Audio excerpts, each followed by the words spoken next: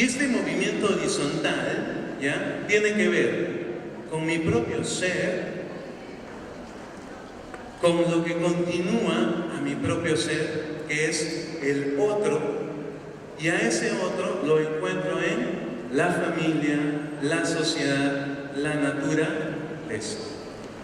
Me llamó la atención esto porque nosotros en teología observamos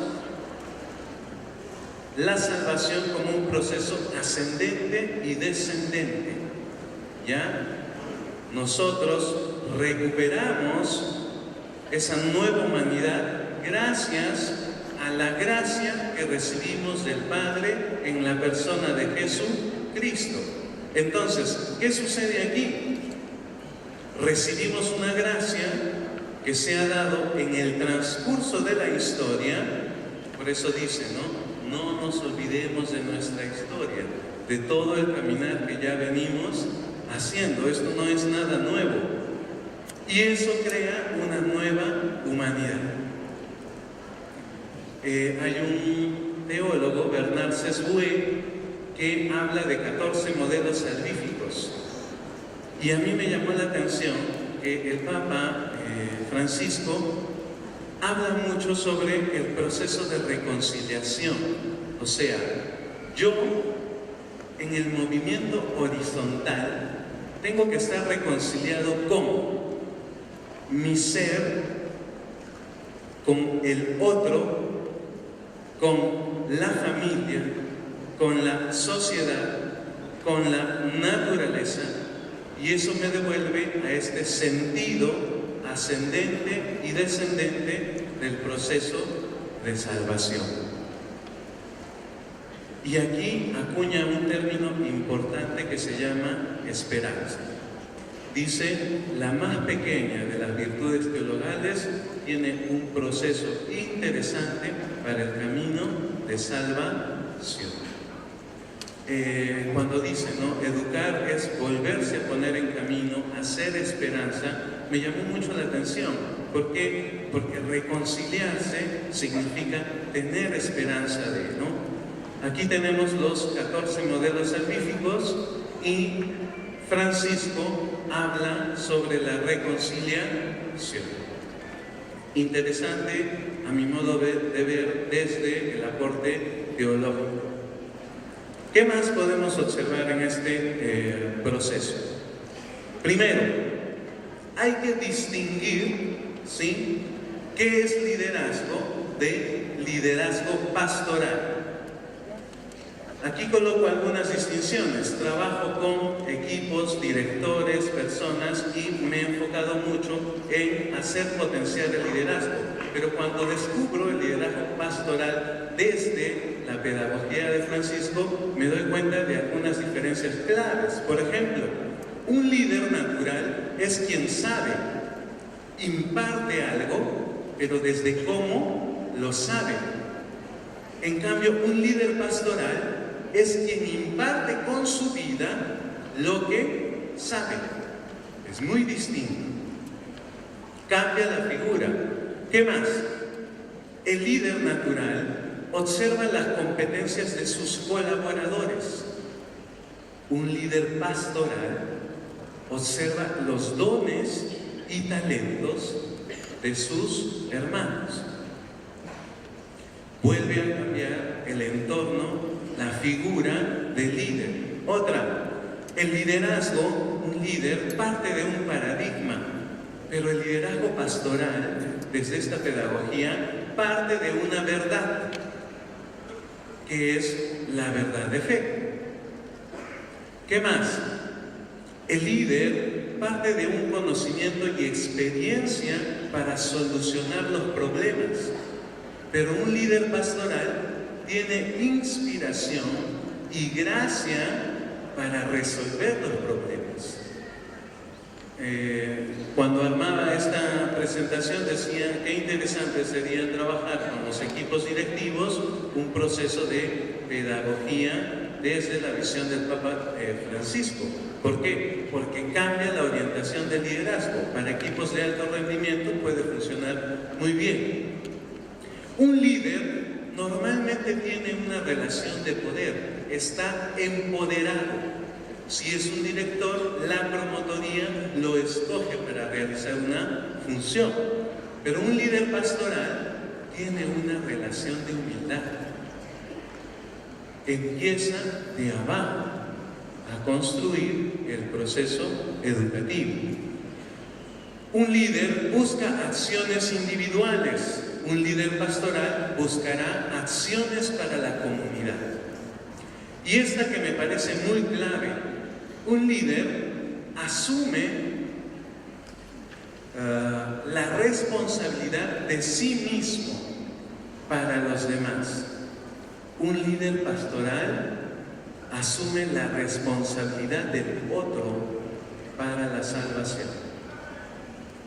Entonces, mirar la pedagogía de Francisco desde este encuentro de salir de sí mismo me parece muy, muy importante, muy trascendente. Un líder cuida el espacio, el tiempo, da método, exige lógica y propone el camino. En cambio, un líder pastoral cuida el marco, el contexto donde se desenvuelve y se responsabiliza por mantenerlo.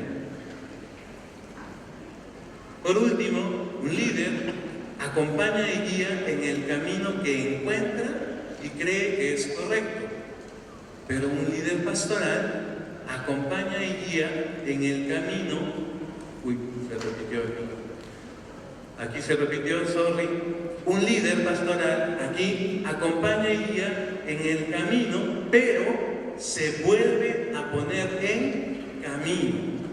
Para el líder pastoral, volver a hacer una visión de lo que estoy haciendo y volver a ponerme en camino es importante. Un líder dice lo que se debe hacer para solucionar el problema. El liderazgo pastoral, un líder pastoral, no te dice qué hay que hacer. Crea un espacio de comunidad, siembra la idea en los demás. ¿Para qué? Para llegar a un acuerdo que nos ayude a crear este camino. Cuando miraba este proceso de construcción, yo decía, ¿cómo un líder pastoral tendría que provocar un espacio de reflexión sobre su ser para salir al encuentro del otro? Y decía, bueno, tiene que haber un equilibrio en el liderazgo pastoral. Pero vamos a empezar este equilibrio desde el aporte personal. Nosotros decimos que el ser humano es un ser completo, está compuesto de mente, ¿sí?, espíritu, cuerpo y emoción.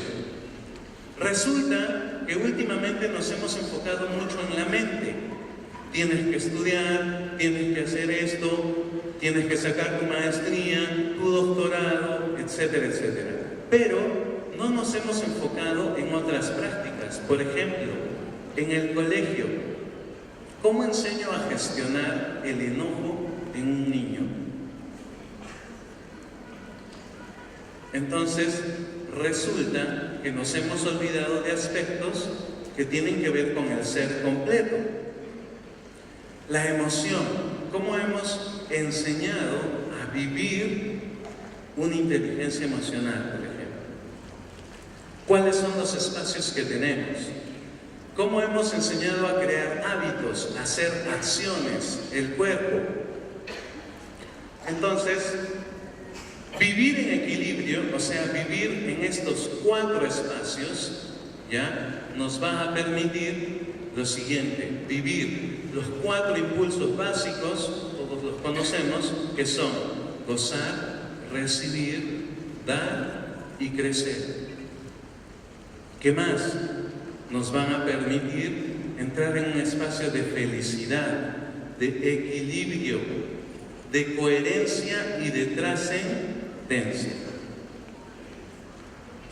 Algo que también observo en este contexto educativo, Francisco dice, ¿no? Tenemos que mirar qué está pasando en los contextos actuales. Resulta que nosotros hacemos como líderes pastorales cierta dirección espiritual.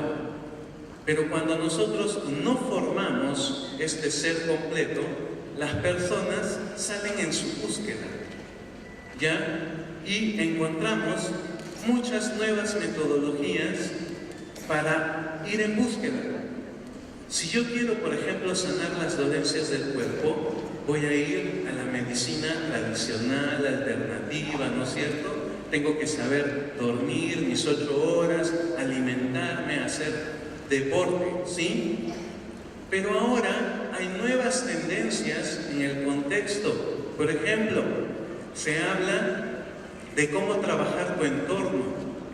Hay procesos de constelaciones familiares que tienen que ver con la movilidad del cuerpo, campos mórficos le llamarán algunos. Tenemos la creación de hábitos, como bajo la motivación, la programación neurolingüística. Si veo un joven que no quiere hacer algo, me lo mandan a hacer un proceso de coaching, PNL. Pero mi pregunta es, ¿y cómo el liderazgo pastoral podría ir enfocando estas circunstancias para sus propios procesos? Por ejemplo, si tengo que hablar de la mente, obviamente tenemos la psiquiatría, la psicología, está la terapia racional emotiva conductual, la logoterapia, ¿ya? Y hay muchos contextos que estamos viviendo actualmente, pero no lo sabemos. Tenemos el Psyche, terapias sistémicas, terapia breve centrada en soluciones, constelaciones estructurales. Hay muchas cosas que se están dando en el mundo y nosotros, bueno, ¿y esto de dónde viene? Como líderes pastorales tendríamos que enterarnos de qué es lo que se observa en el mundo ahora. Está el coaching transformacional, hipnosis ericksoniana, problem solving, hay una metodología sobre esto. Y luego entramos al espacio de emoción.